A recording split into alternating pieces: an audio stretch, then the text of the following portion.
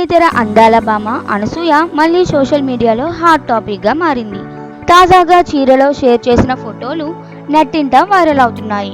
Vintage వైబ్స్తో సాంప్రదాయ లుక్లో ముస్తాబైన అనసూయ అందాలు అభిమానులను మంత్రముగ్ధులను చేస్తున్నాయి. ఎప్పుడు ట్రెండీ, గ్లామరస్ ట్రెడిషనల్ లుక్స్తో ఫోటోషూట్లు షేర్ చేస్తూ ఆకట్టుకునే అనసూయ ఈసారి చీరలో ఎలిగెంట్ లుక్తో మెప్పించింది.